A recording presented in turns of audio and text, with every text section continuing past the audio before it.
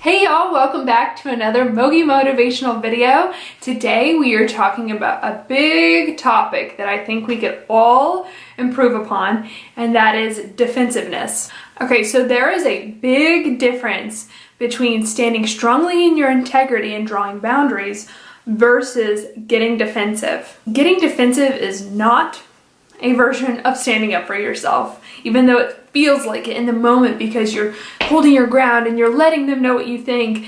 It is actually completely and totally fueled by insecurity. The difference between standing in your integrity and getting defensive really comes down to whether you're offended or not. And if you're offended, it means that it's hit a nerve.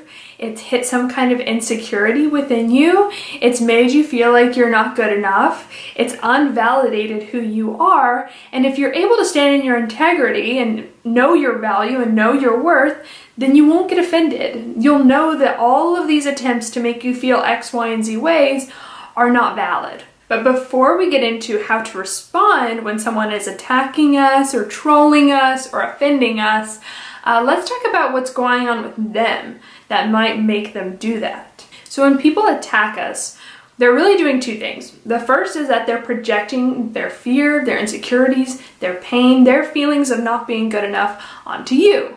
It really, honestly, most of the time has nothing to do with you. It has to do with whatever's going on internally with them. And that's really the first lesson, is really coming to terms with the fact that it's not a personal thing. It's really about them. So we can really empathize with them because we've all been there where we feel really insecure in some way. We see someone else either exploiting that insecurity or not having that insecurity, and we want to drag them down to be on our level. The second thing that they're doing is that they are doing an honest admission of what they believe the truth to be.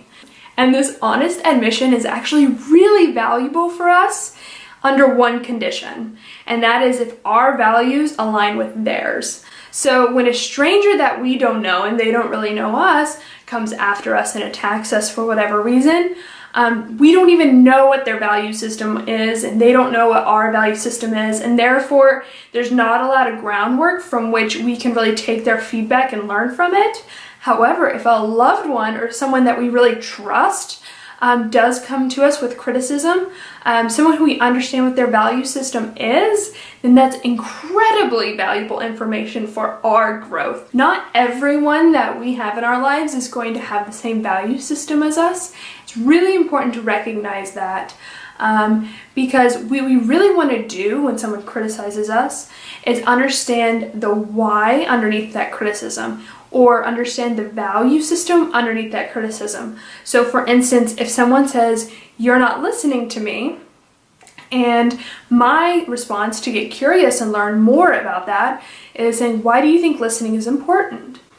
And there's a million different reasons why someone might think listening is important, but we want to find the people whose value systems align with ours, and so therefore when they give us criticism, we can know we're really messing up. So for instance, if someone says, "Why aren't you listening to me?" and you then ask them, "Why do you think listening is important?" and they say, "Oh, well, I think listening is really important because you need to make people feel valuable. You need to make people feel important." My response would be, "That's not my responsibility. That's their responsibility." I instead think listening is important because what they have to say matters to me. Their words and information that they're relaying is very valuable.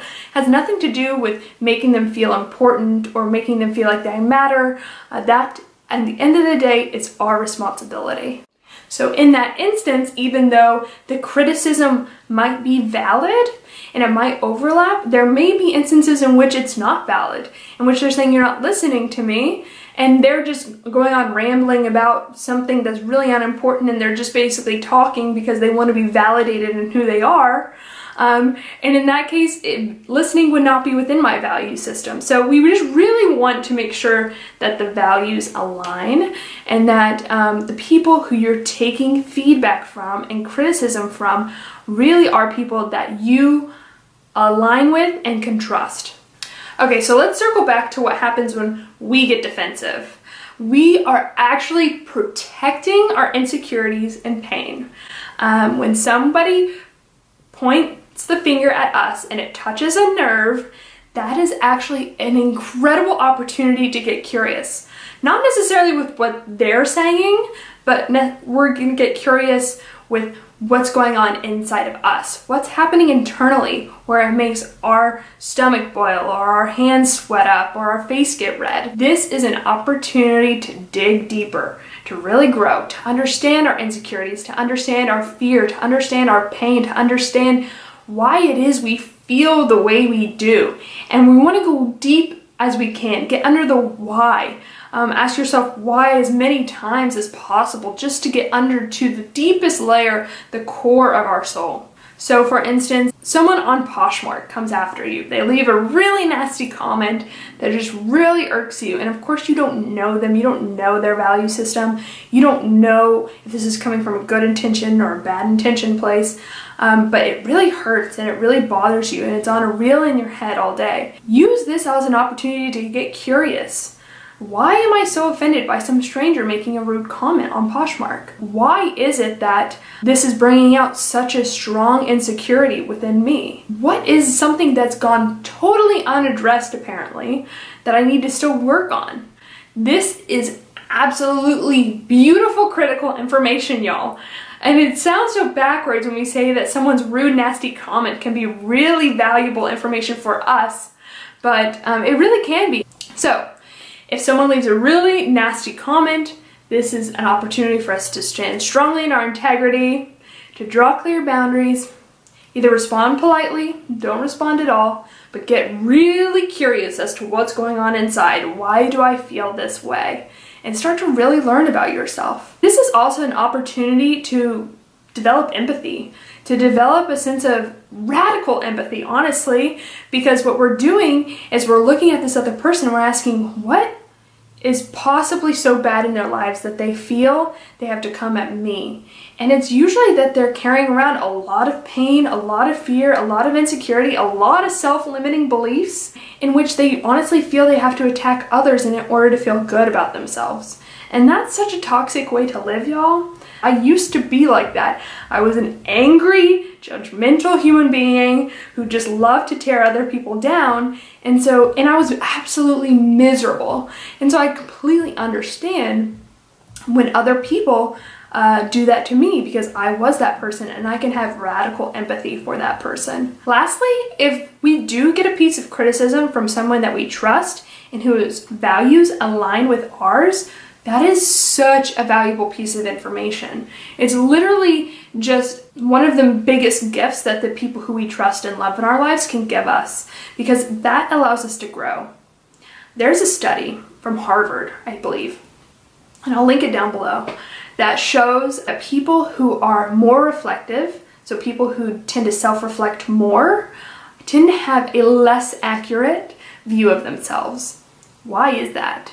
It's because people who reflect more get a narrative of who they are in their brain and they stamp it in time and time again. And so anything external that invalidates that, they push away, they shun away, because they've already done so much self-reflection, they feel like that's not worth their time. But honestly, people can see us clearly a lot of times more than we can see ourselves. So when someone who we trust and whose values align with ours gives us a piece of criticism or gives us a piece of advice, take it, listen, write it down. Even if you can't process it fully now, just use that piece of information throughout your growth and self-development, because it's so useful, and it's usually a really bitter pill to swallow. But ultimately, the worst parts of life are the best areas of growth in life. This is truly an opportunity for growth, for building compassion, for building a strong sense of integrity, for exploring your value system,